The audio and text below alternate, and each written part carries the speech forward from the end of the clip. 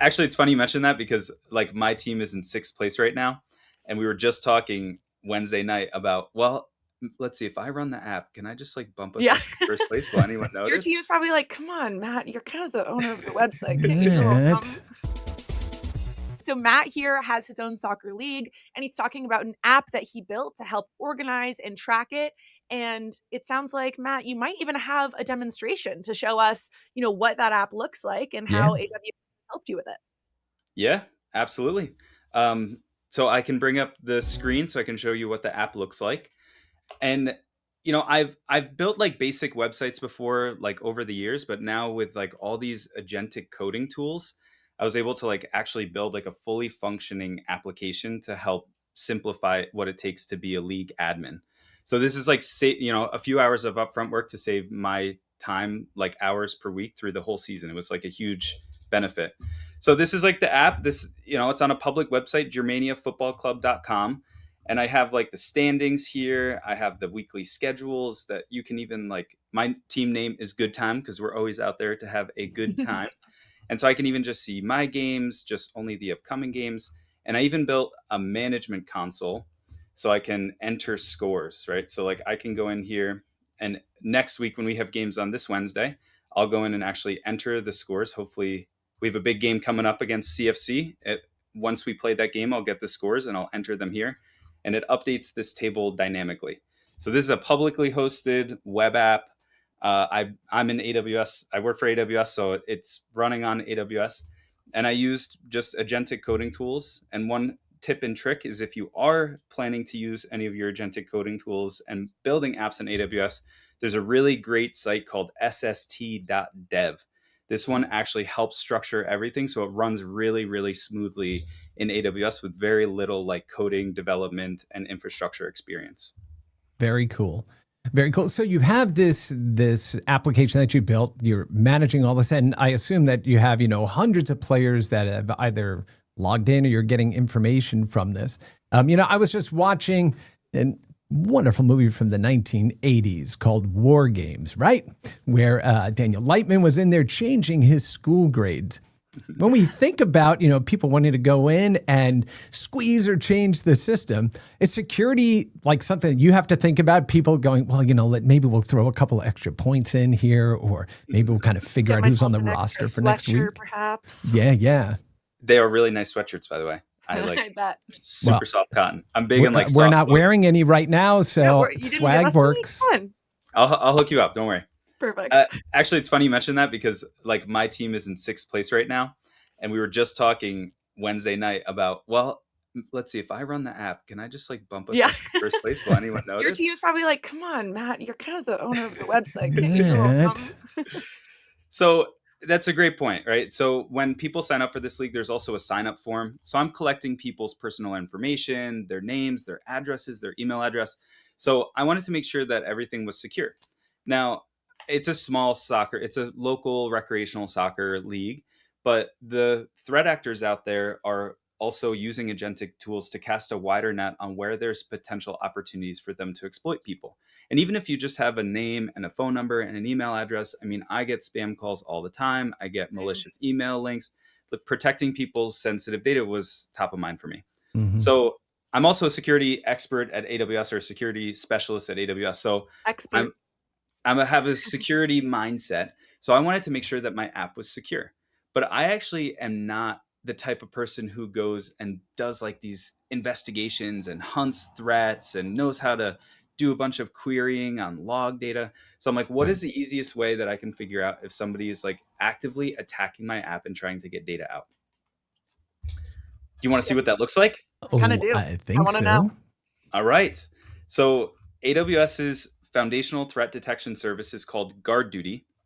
And GuardDuty simply just makes findings. There's no setup required. It's just a couple of clicks to actually start producing findings. So I am running GuardDuty on my app.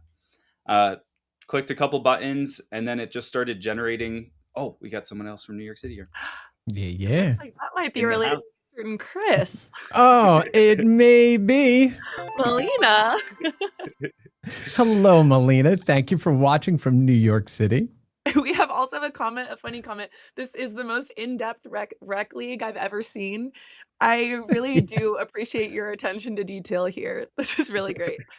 It's a rec league, but it's legit. We've got like semi-pro players, D1 players, so like it's some of the best That's like, let's competitive not just soccer. say it's a rec league, okay? Erie Edits, this is much more than a rec league.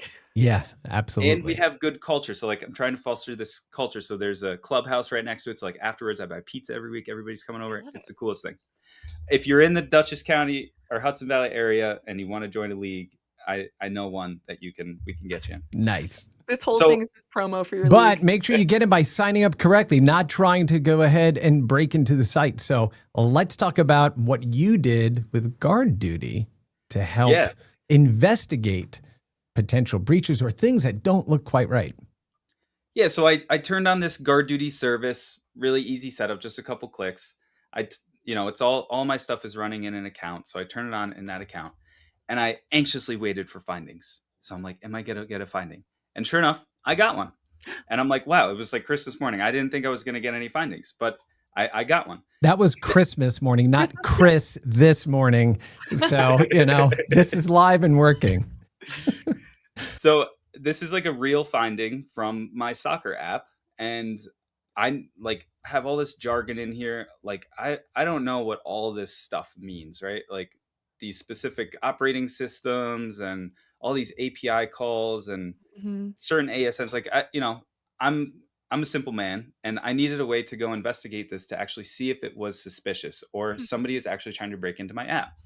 So there's this new investigation feature that they have.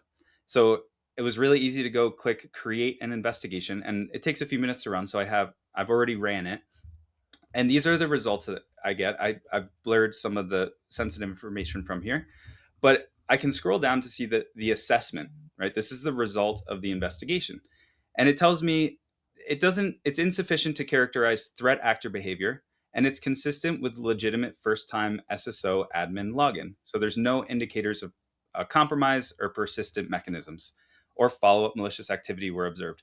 So this is just like a natural language explanation on whether or not these findings are actually malicious or just regular behavior or activity from the application. So we can confirm no attackers on my app. So, Matt, I know you said you had just the one. Could you go back to that original finding when it popped up? So you just had this one finding, and I can imagine that it isn't super easy to parse out what it means. But if you had enough time, you could probably read through this and eventually figure out what it means. But if this was a more complicated app, or maybe with more and more people that join your soccer league, I would assume that findings tend to stack up pretty quickly. Do the investigations stack up one to one, or how do they correlate as findings increase? Yeah, actually, what's cool about this finding is this activity was recognized 438 times. Whoa. So this is like a sum of this a similar activity that could be potentially malicious over and over again. Now, the investigations are interesting because you can run them on one individual finding. You can run them on one account. So, like if I had other websites or other applications running in this account, I could run them across the entire account, across all the findings.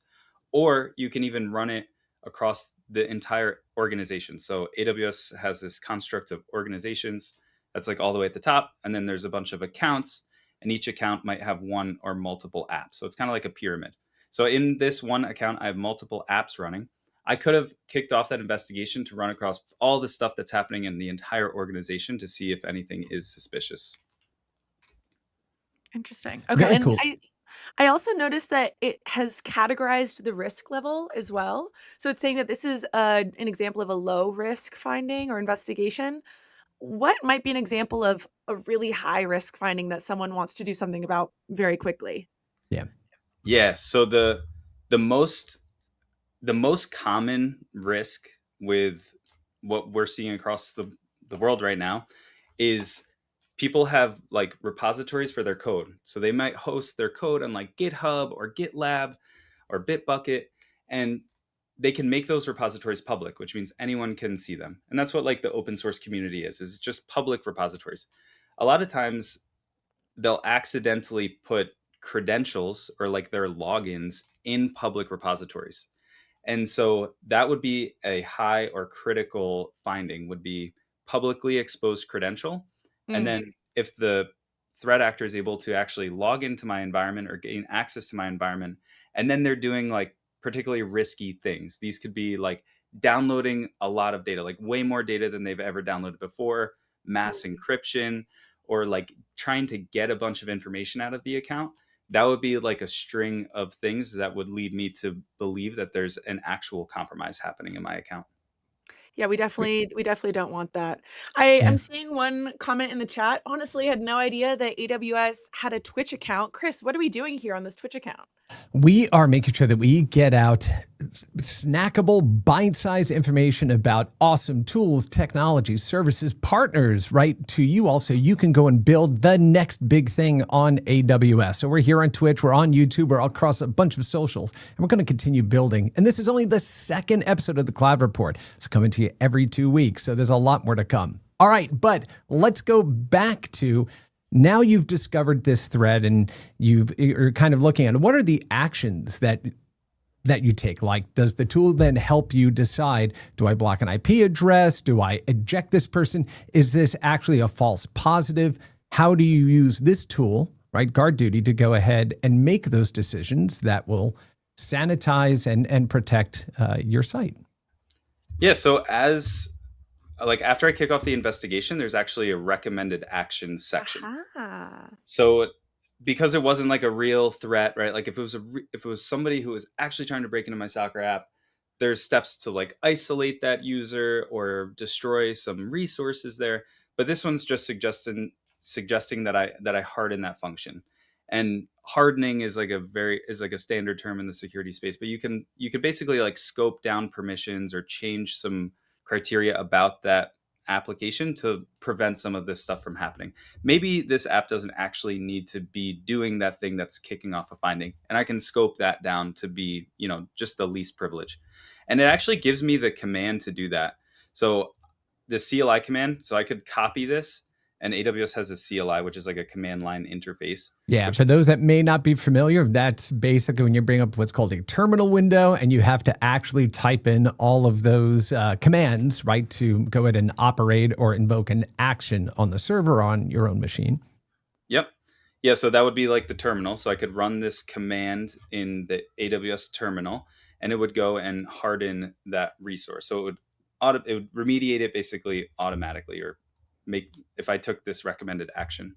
Absolutely. This is kind of making me think of a couple other comments that I saw in the chat. I saw one from Erie Edits who said, I want to play soccer. I'm a little old and out of shape. And that makes me think about the way that we can kind of think about tech right now as well. Like, even if you might be a little bit out of shape with different languages and building certain things, automation is really helping people build much faster.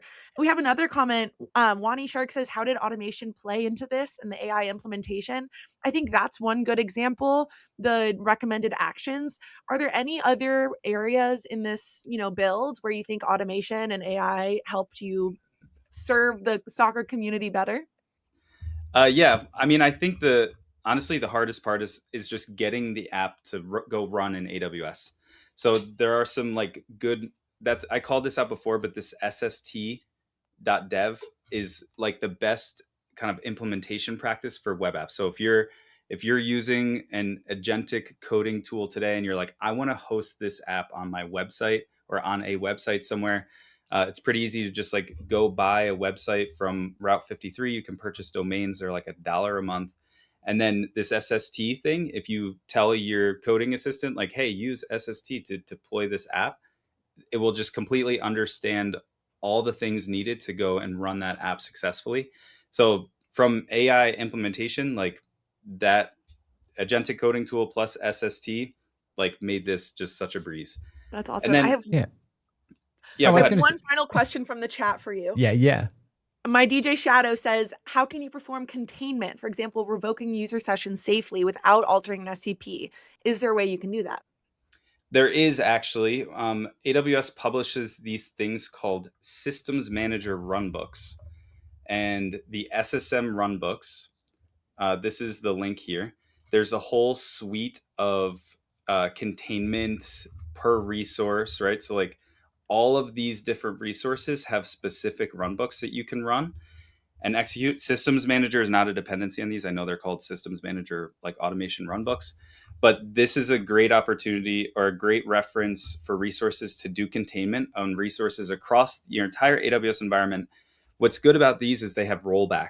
So if you execute one of these runbooks and there's actually some issue with your application, you can roll back that change and remove the issue and find some other way to do it, either through an SCP, which is basically a control policy or like a rule, an SCP or some other mechanism. But this Systems Manager runbook is like a great place to start if you're trying to do containment.